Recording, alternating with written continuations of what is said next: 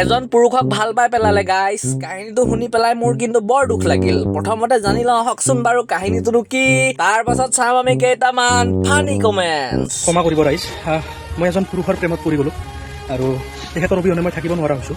আজি বহুত দিন হ'ল তেখেতক দেখা নাই। তেখেত আচলতে মোৰ লগত থাকিলে মই বহুত সুখী হওঁ, মই হাঁহোঁ, আৰু তেখেত যদি মোৰ লগত নাথাকে মই একদম ডিপ্ৰেশ্যনত গুচি যাওঁ। আৰু আজি বহুত দিনৰ পৰা তেখেতক দেখা নাই আৰু ভাবি পোৱা নাই কি কৰোঁ। গতিকে বহুত ভাল পাওঁ মই তেখেতক, আৰু সেই পুৰুষজন হৈছে এইজন।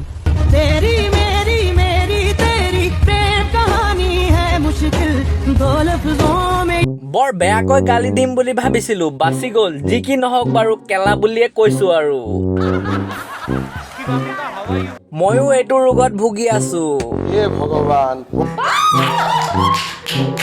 আৰু আজি বহুত দিনৰ পৰা তেখেতক দেখা নাই আৰু ভাবি পোৱা নাই কি কৰোঁ। I thought a suicide करने जा रहा था। ভাই মইতো ভাবিছিলো আপুনি গে হয়।